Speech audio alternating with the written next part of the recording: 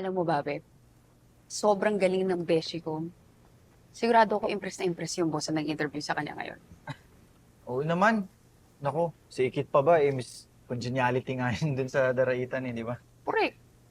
Kaya natural lang dun maging funny, tsaka charming. Sure ako makakasundo niya yung boss. Palibhasa, masama talaga yung ugali niyong mag-ina. Kala mo kung sino makapagpataboy ng ibang tao? Hey, don't involve my mom. Ay, why not? Aba, totoo naman Hindi niyo alam kung gaanong trauma yung naabot ko doon. Yung pinahabol niyo ako sa mga bodyguard doon sa Japan, kala mo naman. Dahil kayo, mga wala kayong puso, mga mata pobre. Yeah, of course not. But do you realize how out of line you were? Of course we had to get you kicked out. But unfortunately you're here, annoying me again. Kung ikaw lang din naman magiging boss ko, wag na lang. Hindi pa man din nauumpisahan yung interview, I resign. I fired myself. Excuse me. Hey, Talaga. Don't touch your what?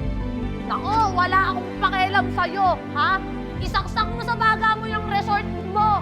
Alam mo, pag nalugi-lugi to, wala ulit akong pakialam kasi deserve nyo kasi masama ang ugali mo. Nyo! see? Now why would you wish us ill? Do you realize how insensitive that sounds? Oh, wow! Wala na mas i-insensitive sa inyong mag-ina, ha? Pagkatapos nyo akong elbowin dun sa Japan, akala nyo naman kayo may-ari, makapagpalayas kayo, masama ang ugali nyo. Good riddance. Ha? Never come back. Talaga! Alam mo, babalik pa talagang Tina. Kaya pala parang familiar sa akin tong Dream Paradise na resort na to. Nabanggit na sa akin to nung mokong na yan sa Japan eh.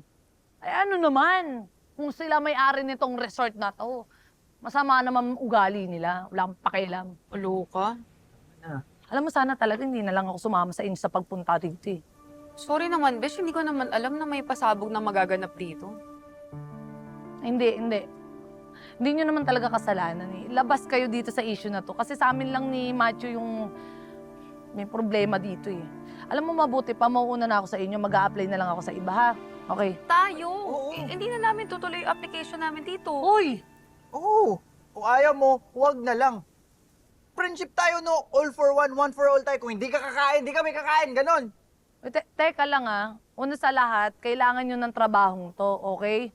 Huwag nyo na akong isipin. Pero nakaka-touch naman kayo. Totoo ba yun? Oo nga. Siyempre. Grabag. Hindi na ako bad trip.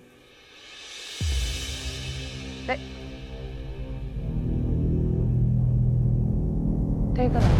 Si Rika ba yun? Tsaka si Angela? Pak na pak. Ang mag-inang impacta nga. Anong ginagawa niyang mag-ina niyan dito? Tara nga, bakla.